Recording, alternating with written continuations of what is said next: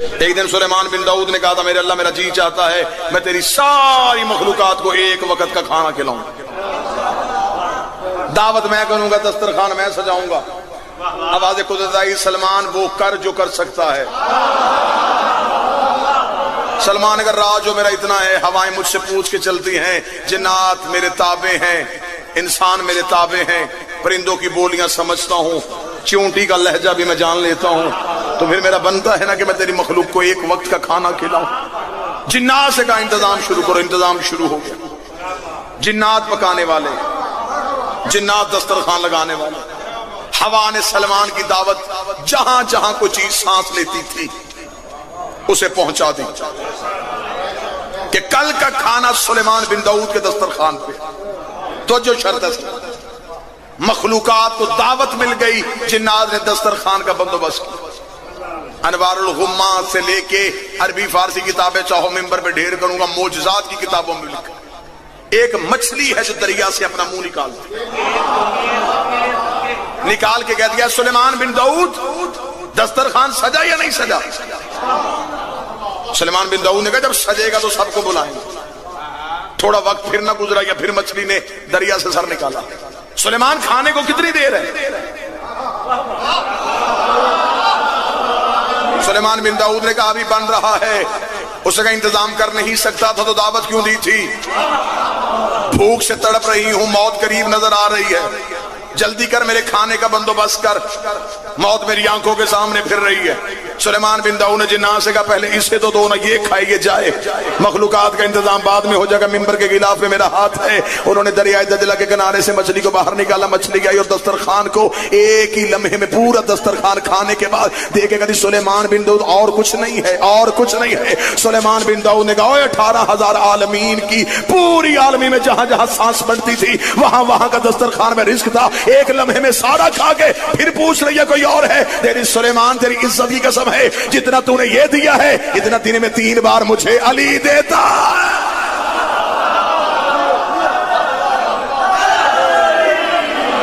جو بانٹتا ہے اس نے مجھ سے کبھی نہیں پوچھا، اور تو ایک وقت کا کھلا کے مجھ سے حساب مانگتا۔ چلے بات ایک اور آگے لے کے چلتے۔ کوفے کے ممبر پہ علی تھے، علی ممبر پہ تھے، علی ممبر پہ سامنے صحابہ خطبہ دیتے دیتے علی نے منہ آسمان کی طرف کر کہا خدا تجھے جزائے خیر دے۔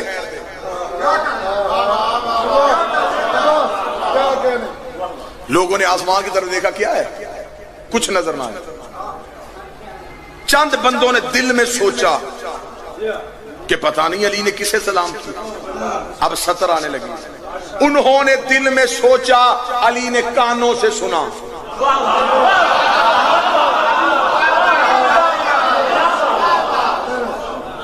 نیت کا لہجہ صرف علی سنتا۔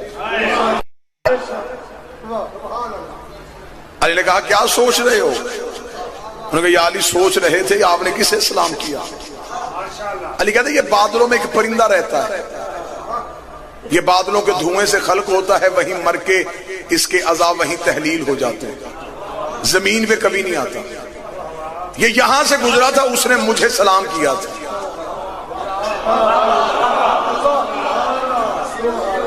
دو تین بندوں نے دل میں سوچا پتہ نہیں گزرا نہیں گزرا، سلام کیا نہیں کیا۔ علی تو کوئی بہانہ چھوڑتا ہی نہیں اپنی فضیلت بیان کرنے۔ انہوں نے سوچا یا علی نے انگلی کا اشارہ کیا۔ کتابیں کہتی ہے پرندہ علی کے ہاتھ میں آ۔ صحابہ کہتے ہیں اتنا خوبصورت پرندہ ہم نے اللہ کی کائنات میں کبھی دیکھا ہی نہیں۔ سرمئی رنگ کا تھا، سر پہ اس کے ایک تاج کا سایہ تھا۔ وہ علی کے ہاتھ میں بیٹھا اور اس نے اپنی گردن جھکا کے علی کے ہاتھ کا بوسہ لیا۔ اس نے اپنے لہجے میں کوئی بات کی، علی مسکرائے۔ مسکرانے کے بعد علی نے فرمایا انی نطق فصیح اللسان، بول اتنی اچھی عربی جسے یہ بھی سمجھے۔ جو ہاتھ اٹھے گا وہ علی سے خیرات لے گا۔ بول اتنی اچھی عربی جیسے یہ بھی سمجھے۔ اتنا کہنا تھا یہ پرندہ بول پڑا۔ علی فرمایا بتا کہاں سے آیا ہے؟ ایسے کا سمو نام ہے، آسمان پہ رہتا ہوں۔ علی فرمایا یہاں سے کیوں گزرا تھا؟ کہنے لگا بادشاہ تیری عزت کے سمے اکیلا تو نہیں گزرا، جب بھی آپ کوفے کے ممبر پہ آ کے بیٹھتے ہیں آسمان پہ ایک منادی ندا دیتا ہے تسبیحاں چھوڑو، جس نے علی کی زیارت کرنی ہو وہ ممبر پہ علی آ گیا۔ بادشاہ میں اسی جھنڈ میں ساتھ آ جاتا ہوں اور اسی جھنڈ میں آ کے آپ کی زیارت کر کے چلا جاتا ہوں۔ علی نے فرمایا اچھا تو زیارت کرنے کے لیے آیا تھا تو کیا کہہ کے کوفے کی وادی سے گزرا تھا؟ اس نے کہا مولا آپ کے چہرے کی زیارت کی اور میں نے کہا السلام علیکہ یا حجت اللہ، اے اللہ کی حجت تجھ میں میرا سلام ہو۔ علی نے فرمایا علیکہ السلام۔ یہ کہنے کے بعد پرندہ اڑا، یا صحابہ نے علی کے قدموں پہ ہاتھ رکھے۔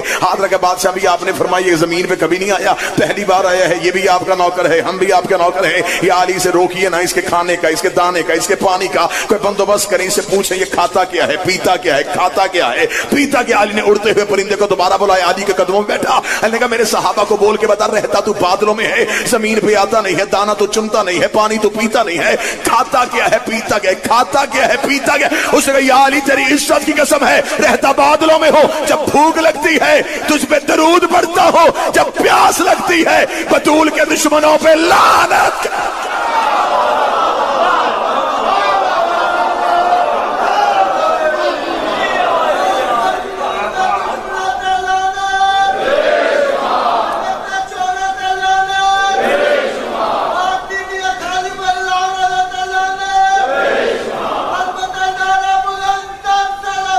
اللہم صلی علی محمد۔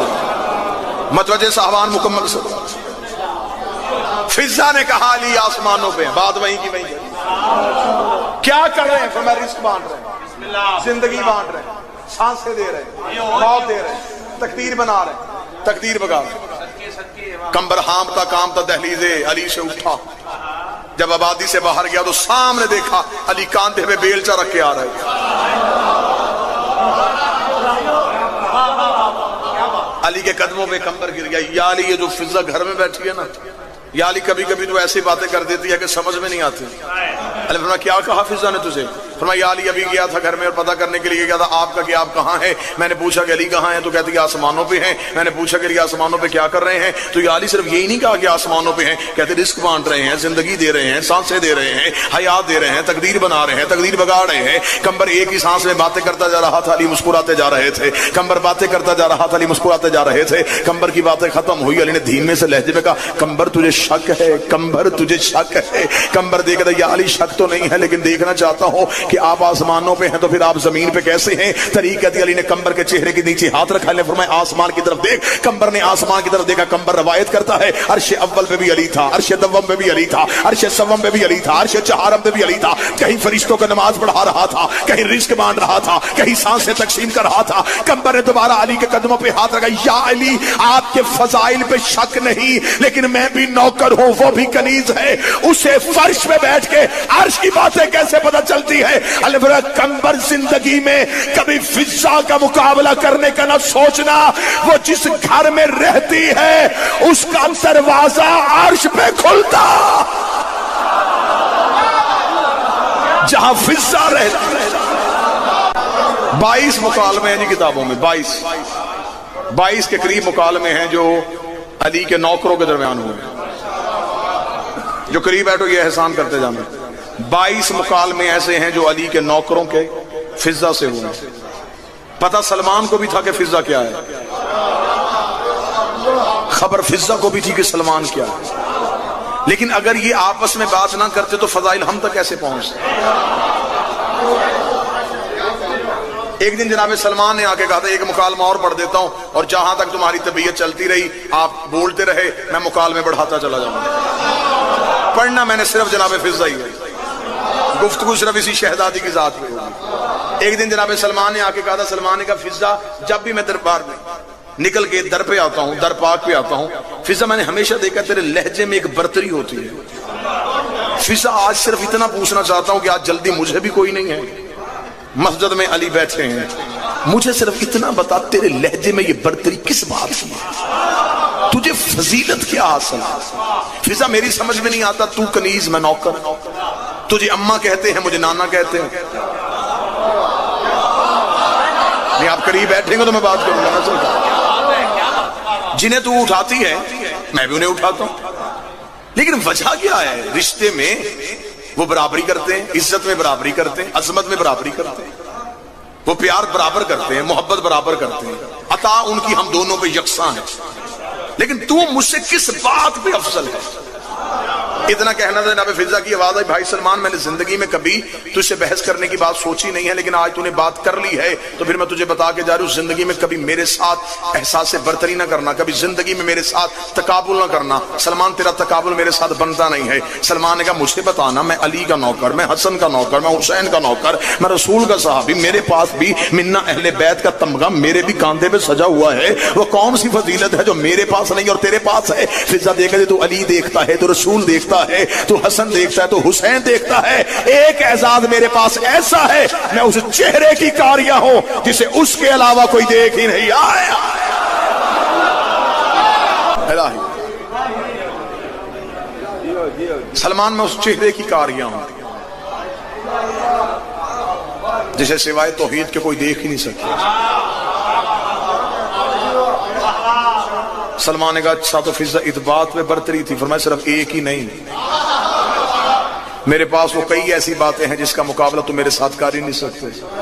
سلمان نے کہا چل مجھے جیسے تو نے ایک معرفت کا در کھولا ہے، دوسرا بھی معرفت کا در کھول دے، میں بھی تو ایمان کے 10ویں درجے پہ بیٹھا ہوں، مجھے بھی تو پتا چلے گھر بیٹھی فضا کس درجے پہ ہے۔ فضا نے کہا اگر اگلی برتری سننی ہے تو پھر اگلی برتری بھی سنتا جا۔ تو علی کا وہ چہرہ دیکھتا ہے جو علی مسجد میں دکھاتا ہے، میں علی کا وہ چہرہ دیکھتی ہوں جو علی بطول کو دکھاتا ہے۔ آیا ہاتھ اٹھے نا اس بندے کا جو خیرات مانگنے کے لیے آیا۔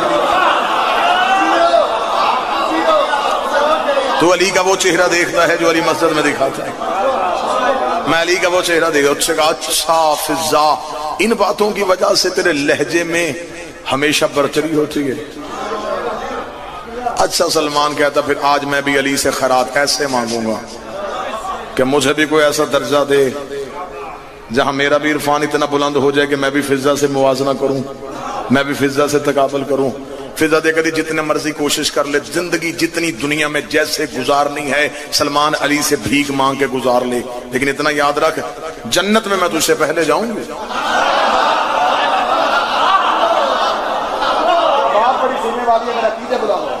جنت میں تجھ سے پہلے جاؤں گا۔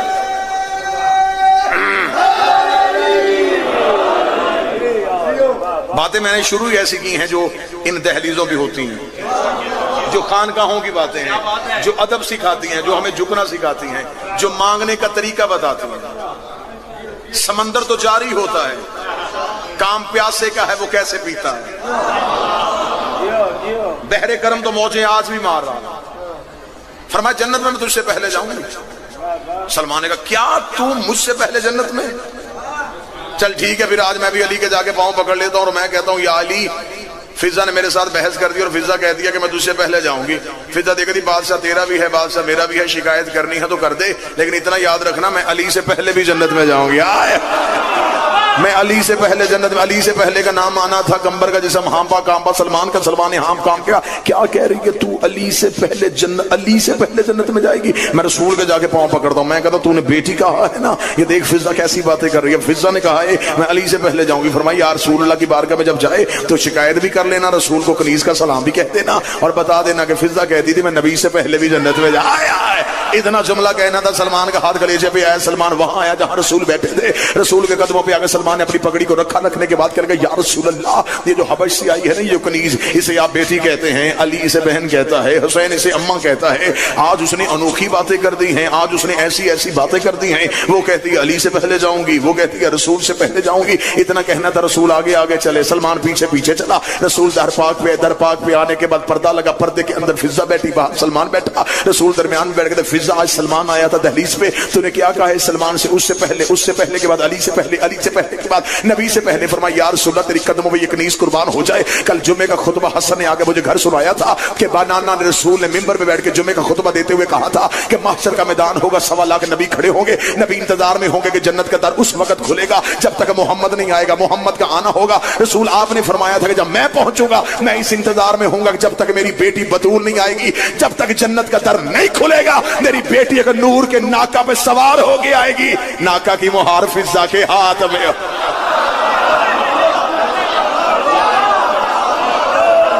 ناکا کی مہار فضا کے اللہم صلی اللہ پوری ذمہ داری کے ساتھ ممبر کی علمی اور خطیبانہ ذمہ داری کے ساتھ قرآن کی آیت صحابہ کو تب پتہ چلتی تھی جب نبی بولتے تھے، فضا کو تب ہی پتہ چل جاتی تھی جب اترتی تھی۔ اس بی بی کی خوراک ہے قرآن۔ 20 سال یہ بی بی صرف قرآن بولی، 20 سال بی بی فضا نے پانی بھی مانگا ہے تو قرآن کی آیت پر، سوائے قرآن کے کچھ بولی نہیں۔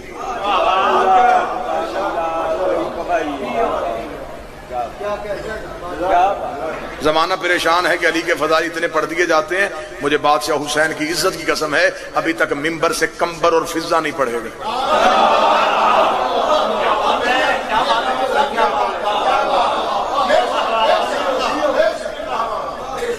بڑا احسان کرتے بندے، کہتے جی 12 جو تھے 14 جو تھے ہمارے مولا جو تھے وہ غیب جانتے تھے، ان کے نوکر بھی عالم الغیب نہیں ناظر الغیب ہیں، یہ غیب جانتے نہیں، ان کے نوکر غیب دیکھتے ہیں۔ اب آپ اتنا پڑھا لکھا مجمع مجھ میں سوال کرے کہ نوکر غیب دیکھتے ہیں تو جانتا کون ہے؟ یہ ممبر کے غلاف میں میرا ہاتھ ہے، اب کہو گے اسی وقت شروع کروں گا اور کل کی فجر کی اذان ہوگی اور میں اس پہ دلائل کی انبار لگا دوں گا۔ اس گھر کے جانور غیب جانتے ہیں۔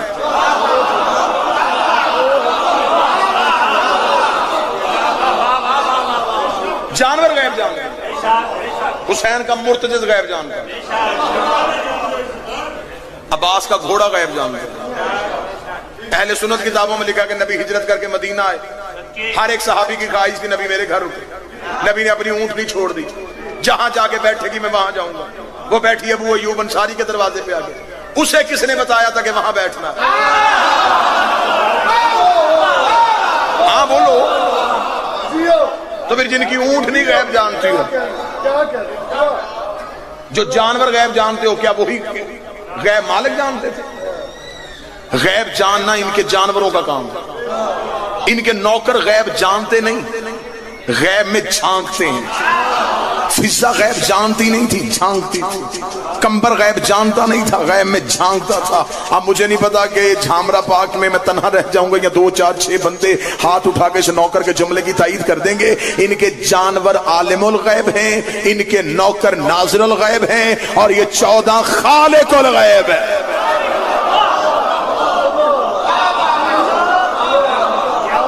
یہ خالق الغیب، جن بندوں کی آنکھیں کھلی ہیں وہ دلیل مانگ رہی ہیں کہ کیسے خالق الغیب ہے۔ حسن نے کہا تھا شرم نہیں آتی عورت ہو کے،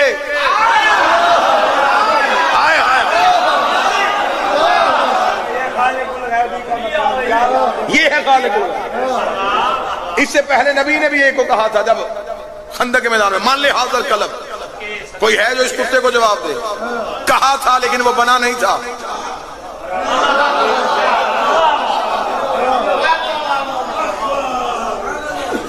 باغ میں کھڑے تھے میرے بادشاہ حسن، یا باغ کے باہر سے فقیر شام گزرا، اس نے امیر صبح کائنات کو وہاں کھڑے دیکھا۔ میں وہ زبان کاٹ کے کتوں کے آگے نہ پھینک دوں جو علی کے سوا کسی کو امیر کہے۔ امیر صرف ایک ہی ہے، حسین کا بابا۔ حسن اندر اور یہ باہر سے گزرا، اس نے باہر سے گزرتے ہوئے اس نے نوکروں سے پوچھا یہ باغ کے اندر کون کھڑا؟ انہوں نے کہا حسن ابن علی، علی کا بیٹا حسن کھڑا۔ یزید کے باپ نے اپنی سواری کو روکا، اسے روکے گا حسن میں پوچھنے آیا ہوں کہ آپ کا بابا علی سلونی کا دعویٰ کرتا تھا، آپ بھی کرتے ہیں؟ مولا حسن نے سر اٹھا کے اس کا منحوس چہرہ دیکھے بغیر کہا، حسن نے کہا تجھے نہیں پتا ہمارے چہرے بدلتے ہیں، دعوے نہیں بدلتے۔ جو دعویٰ پہلے کا وہی آخری کا۔ اس نے کہا اگر سب کے دعوے ایک ہے تو پھر میں کچھ پوچھنا چاہتا ہوں، مجھے جواب دے۔ مولا حسن نے کہا پوچھ کیا پوچھنا چاہتا ہوں؟ اب جتنے علمی لوگ بیٹھے ہو یہ اس صدر کی داد ہے، جاہل کے ہاں ایک علت پائی جاتی ہے، یہ صرف جواب میں جاہل نہیں ہوتا، یہ سوال میں بھی جاہل ہوتا۔ یہ نہیں کہ جاہل کو صرف جواب نہیں آتا، جاہل کو سوال بھی نہیں آتا، اور جہاں سامنے ہی حسن بیٹھا ہو وہاں سوال کیسے ہو؟ اسے مولا حسن سے کہا میں کچھ پوچھوں؟ حسن نے کہا پوچھنا۔ اب یہ سوال بھول گیا، کیا پوچھوں؟ سامنے علی کا بیٹا کھڑا، میں نے تو امتحاناً سوال پوچھنا تھا، اب کس چیز کا امتحان لوں؟ ایک لمحے کے لیے پھر جاہل تو سوال میں بھی جاہل ہوتا ہے، اس نے ایک لمحہ دیر کیے بغیر کہا، اس نے کہا اچھا مجھے بتا یہ جس کھجور کے پاس تو کھڑا ہے اس میں کتنی کھجوریں لگی ہیں؟ امام حسن علیہ السلام نے سر اٹھائے بغیر کہا 3313۔ دعویٰ میں نے ممبر پہ کیا خالق الغیب عالم الغیب۔ اس نے کہا حسن تو کیا سمجھتا میں گنواؤں گا؟ نہیں میں گنواؤں گا۔ اس نے نوکروں سے کہا کھجور پہ چڑھو، کھجوریں اتارو، ایک ایک پھل گنو، ابھی پتہ چل جاتا 3313 ہے یا نہیں۔ یہ خود کھڑا رہا اور امامت بالکل مطمئن ٹہل رہی ہے۔ چلے میں جملہ بدل دیتا ہوں، خلافت پریشان تھی، امامت مطمئن تھی، حکومت پریشان تھی اور لہجہ رسول مطمئن تھا۔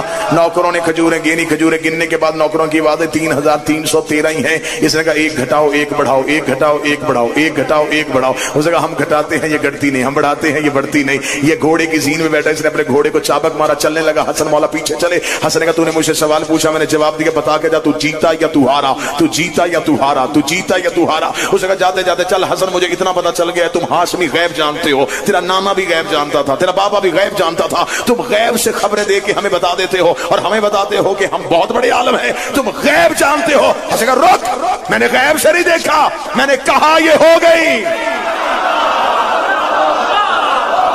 جو دیکھ کے بتائے وہ حسن نہیں ہوتا، جو کہے وہ ہو جائے۔ جنت کی مالکن کا نام فضا ہے۔ میں اتنے بڑے اجتماع میں پھر جملہ کہنے لگا ہوں، جنت کی مالکن کا نام فضا ہے۔ اگر دلیل مانگے گا تو میں دلیل قرآن کی آیت سے دینے لگا ہوں۔ کسی بھی پلاٹ کا سودا کرنا ہو تو رجسٹری دیکھتے ہیں، آؤ جنت کی رجسٹری دیکھیں کس کے نام ہے۔ جنت کی رجسٹری قرآن میں لکھی ہے، بے نامہ سورہ دہر میں لکھا ہے۔ اللہ قرآن میں کہتا ہے وَجَزَاهُمْ صَبْرًا جَنَّةً وَحَرِيرًا، میں نے جزا میں دی ہے انہیں جنت بھی، حریر جنت بھی۔ کیوں؟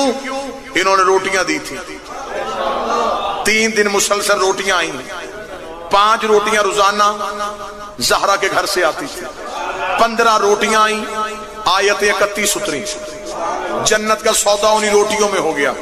یہ ممبر کے غلاف میں میرا ہاتھ ہے، وہ جو 5 روٹیاں روز نکلتی تھی سیدہ کے گھر سے، اس میں 1 روٹی فضہ کی ہوتی۔ رسول نے روزے رکھوائے ہیں، رکھا نہیں۔ جنت کی ملکیت میں فضہ کا نام ہے۔ رسول ہی کی وجہ سے علی ہے، علی رسول ہی کی وجہ سے حسن ہے، لیکن ملکیتی فارم میں آل کا نام ہے۔ من ماتا علی حب آل محمد ماتا شہید، جو دل میں آل کی محبت رکھ کے مرا، محمد و آل محمد نہیں کہا، کیونکہ اللہ جانتا تھا کہ ایسے بھی دعوے دار ہوں گے جو محمد سے محبت تو کریں گے،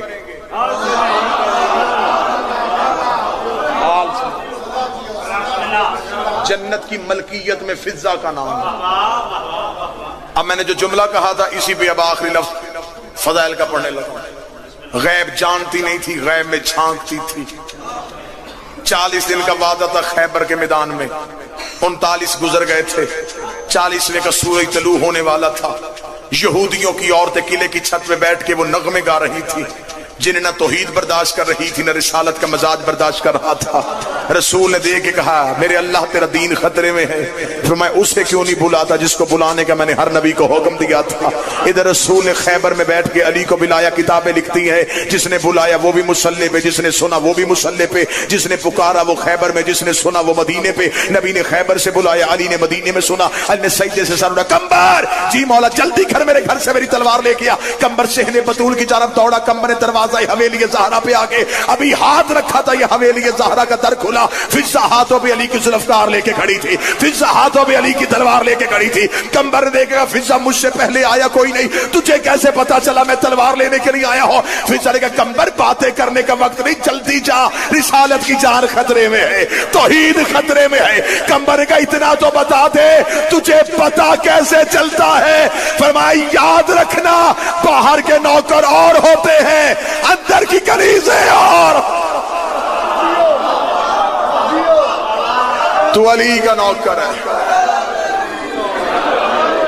تو علی کا نوکر ہے, میں زہرا کی کنیز ہوں. تجھے علی پیار کرتا ہے, مجھے زہرا پیار کرتی ہے. تو علی ولی اللہ پڑھتا ہے, میں زہرا کی عصمت کی قائل ہوں. میں شہزادی کی جوتی کو چادر سے صاف کرتی ہوں. درود سارے حضرات مل کے بلاتا ہوں.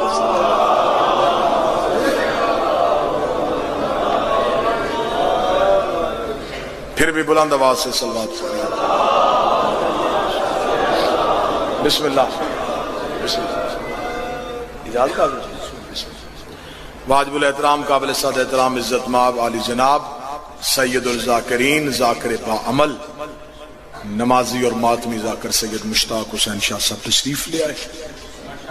آج کی مجلس میں میری حیثیت قطعاً یہ نہیں کہوں گا بانی کی تھی, بانی تو وہ ہے جو پردے میں بیٹھا ہوا ہے.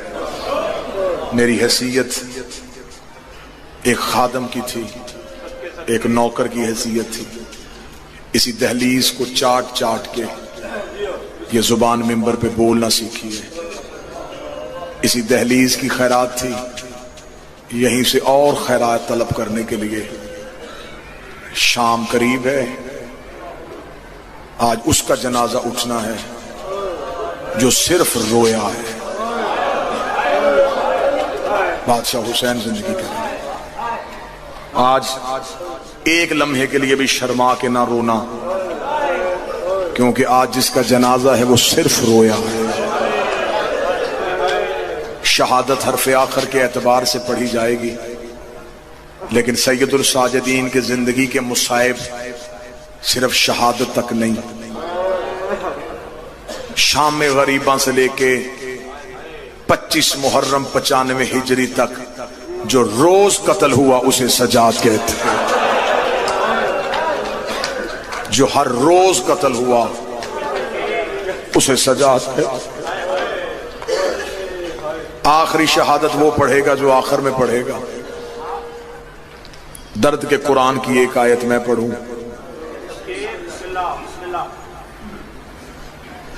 یہ وہ حسین کا بیٹا ہے, کوئی بھی شیعہ سجاد کے رونے کو بزدلی نہ سمجھے.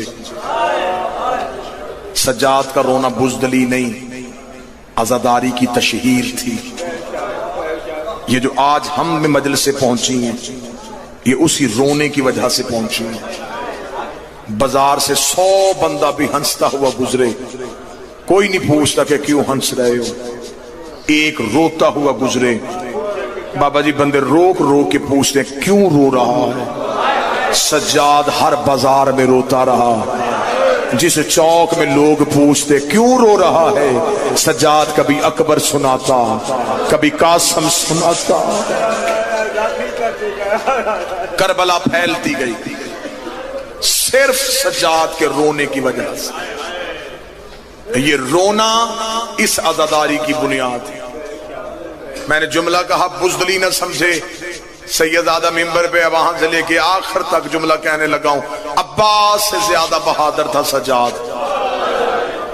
جس بندے کا رونا نہیں نکلا میں قسم دیتا ہوں, علی ولی اللہ کی قسم, عباس سے زیادہ بہادر تھا سجاد. جس بندے نے ابھی بھی ہائے نہیں کی مجھے بطول کی چادر کی قسم, عباس سے زیادہ بہادر تھا سجاد. سکلین جسے اب بھی رونا نہیں آیا میں دلیل دیتا ہوں, مجھے بادشاہ حسین کی عزت کی قسم ہے, سجاد کی جگہ عباس ہوتا پہلے ہی چوک میں مر جاتا. یہ تو حوصلہ تھا سجاد کا. ہر موڑ پہ کہتا رہا اماں آہستہ چل, آگے لوگ شراب پی رہے. اونچی آواز سے ہائے کو, جسے پتا ہے آج 25 محرم ہے.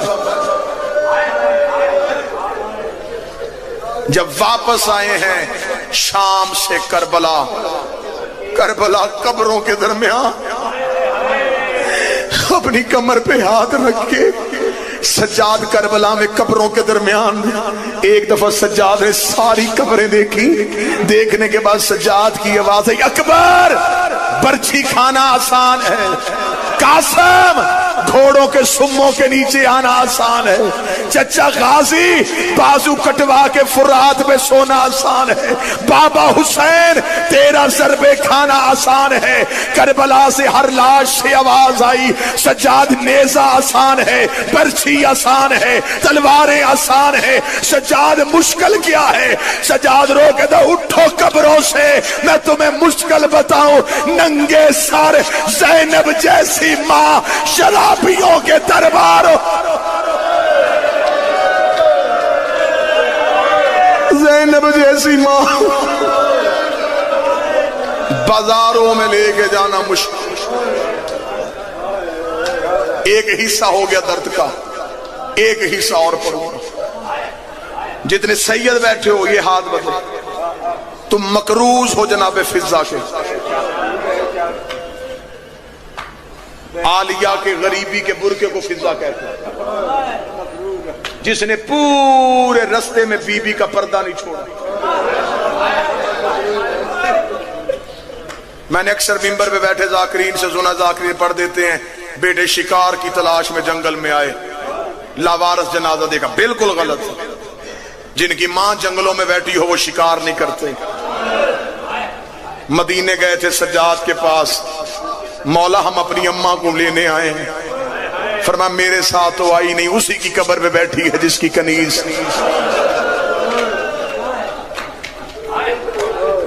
جو ختم کر سکو۔ 35 سال وفا کی ہے اس نے زینب کی قبر سے، آسان کام ہے بابا جی، 35 سال ایک ہی قبر پہ بیٹھی رہی۔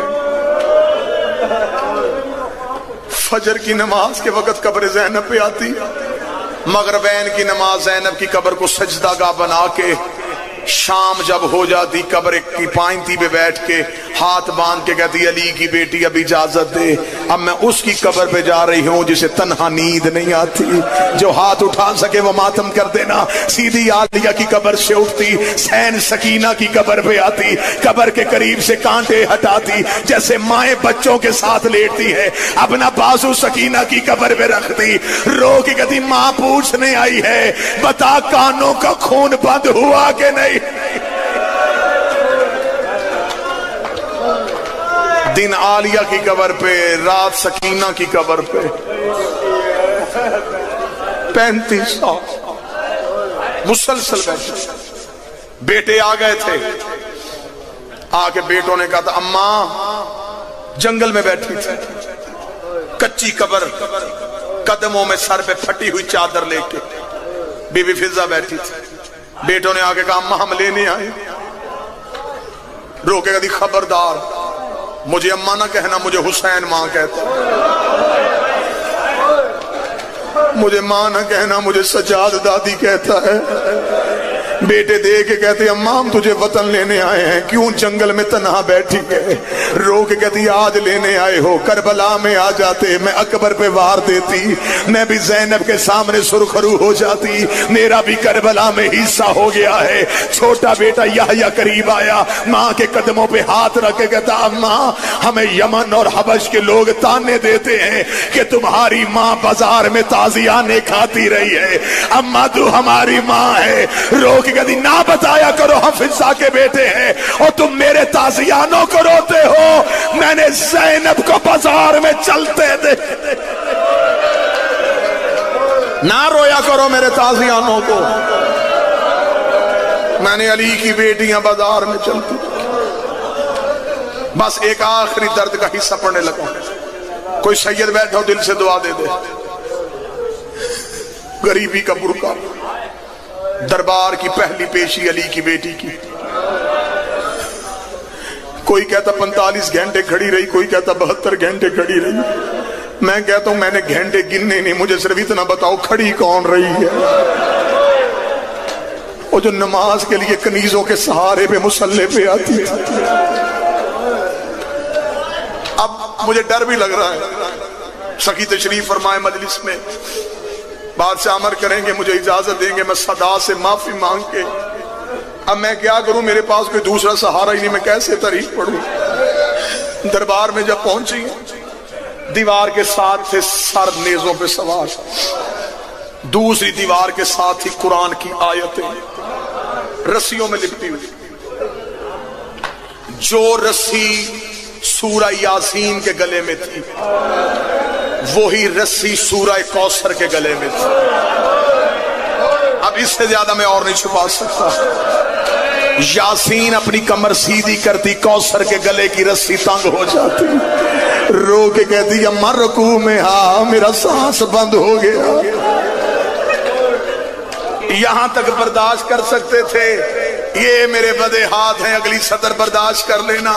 یوں دیوار کے ساتھ لگ کے کھڑی تھی علی کی بیٹیاں, یا یہ کمینہ کمرے سے نکل کے تخت پہ آیا, اس کے سامنے شراب کا جام پڑا تھا.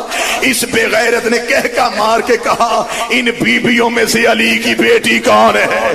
میں نے پڑھ دیا ہے, تو نے ماتم نہیں کیا. کوئی عباس کے سر سے پوچھے. سر غازی سے آواز آئی, دے دیتی اجازت, اور تیرا تو میں نے بھی کبھی نام نہیں لیا تھا, دربار میں تیرا نام لیا گیا.